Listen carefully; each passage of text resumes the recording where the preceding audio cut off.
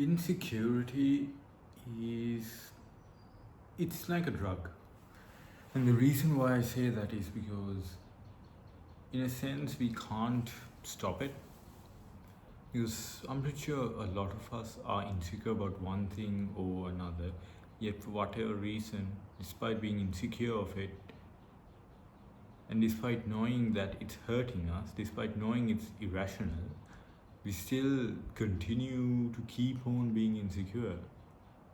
Like, we know we should stop and we try, but it's like something in us is compelling us to be insecure. So, and I think one of the main insecurities a lot of people have is their physical appearance. Uh, and for women especially, I think it's there. And I think for men also, it's starting to increase dramatically as of late because of social media and because of all of that.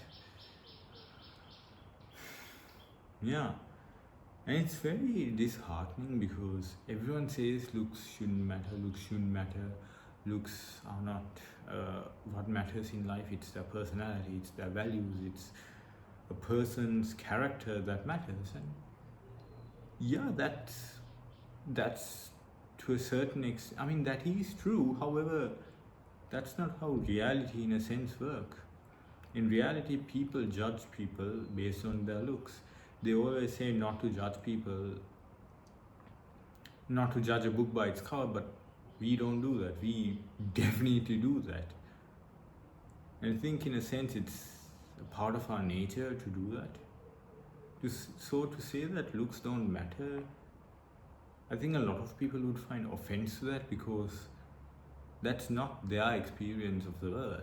In their experience, looks have and will always matter to a certain extent. And in this current day and age, I think it matters a lot. Whether you agree with it or not, it realistically speaking does. A lot of people value the surface level knowledge, the artificialness of it all. And it kind of sucks. It kind of sucks for those of us who are not developed in that department of life. And I think that's why a lot of people feel insecure, at least when it comes to the looks department. It's like they try their best to mask it, yet and like, who wouldn't try their best to mask the fact that they might be genetically not good enough to be this or that. I think that's very discouraging for most people, the fact that they are genetically not good enough, and it hurts a lot of people. Now, it can be argued obviously that you can look max and be the best version of yourself, yes. However, for some people, I don't think that's a possibility. Some people might have experienced trauma, some people might have experienced some kind of physical trauma, injury that have permanently damaged them, and they're insecure about that.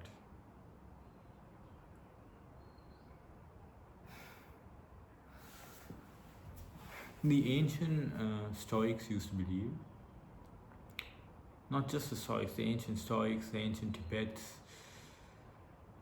a lot of these ancient philosophies used to believe that happiness and wholeness comes from within rather than from what's there externally. So you may think that, so what that means is that you may think that happiness comes from doing certain things, happiness might come from buying certain objects, happiness might come from certain people. But no, what these philosophies believed was that happiness comes from you, from within yourself, and you associate that happiness to other external things. So if you think money buys you happiness, well, it can only buy you, according to these philosophies at least, money does not buy you happiness, but rather what money does What you do actually is that you associate happiness with money, and that's why it feels as if money buys you happiness. It's not that money buys you happiness, it's just that you have made it so that you have associated money with happiness. Hence why money buys you happiness. So what if we just flip the script around? What if instead of thinking, hey, we can be, we need this to feel this, we need this to feel whole, we need this to find a purpose. What if we just flip it around? What if we just believe we can feel whole without this? And the only reason we are achieving this is because we feel whole and we are just finding a way to express ourselves. So that might be a bit confusing, but I'll try my best to explain it in very simple terms.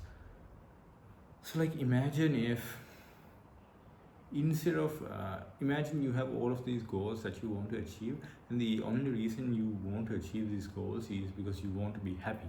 Let's say if you are a dude, you want to achieve a six-pack, you want to achieve these big muscles, become a calisthenics pro and all of that, because you think that would make you happy. And that's a very wonderful goal. And what if we just flip it around? What if we just flip it around and we make it so that, what if you are already happy and you want to express that happiness by going to the gym, by working out, by doing all of that, by improving? What if that improvement is just a part of your happiness? What if it's just an expression of your happiness rather than something that you want to achieve? What if you are already there in an internal sense, and since you are already there in an internal sense, you just want to achieve the external reality of it by expressing your internality? I don't think that's a word, but let's just go with it. And this is what most of these ancient philosophies just believed. They believe that your external environment is a result of who you are on the inside, at least for the most part. So if you perceive the world, if you see the world as a disgusting place, then maybe it's because you yourself are internally perceiving yourself to be a disgusting person. And I think this all ties back to insecurity, especially about looks, because most people think you need to be very good looking to be happy. However, that's, in my opinion, not the case. I think you can be even ugly and still be happy, because there are obviously people who have felt like that throughout history. And I think you can do that. I think it's just a matter of choice of whether you want to be happy or not. Now, obviously, I understand that like you can still be happy and not be like a perfect 10 out of 10 model, and as a result people might treat you differently. Yeah, that would obviously happen. People might treat you less in jobs, might treat you less in society because you are not the best looking out there, you are not the best looking person out there, and that sucks. It genuinely does suck. And it's not like you can change society, and I think that's what most people are really mad at, the fact that they can't change society like that. It's a slow, gradual process. However, I guess if you can't change society, the only thing that you can do is change yourself. And I think the most optimum, the most useful way to change yourself is to just be content with it all and just find happiness where happiness can be found. I think happiness can be found within insecurity as well. So why bother being insecure about that and that and that, about not being hot enough, about not being man enough, about not being tall enough, about not being sexy enough, about all of that, when you can just be happy without all of those things? And I'm not saying looks don't matter, looks do matter, but Your happiness does not need to depend on your looks. Because think about it. Think about some of the most greatest people who have ever lived in the entire world. People like Albert Einstein, uh, people like who was it? Lincoln. People like Martin Luther King, Gandhi. These people were not models. These people were not 10 out of 10 models, but they achieved a great deal in life. They were, for the most part, just average people, average looking people, yet they achieved a lot. And I think at the end of their lives, a lot of them did find,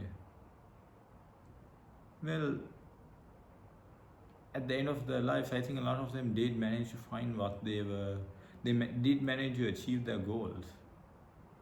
Or else they wouldn't be so popular to us, they wouldn't be so loved by us.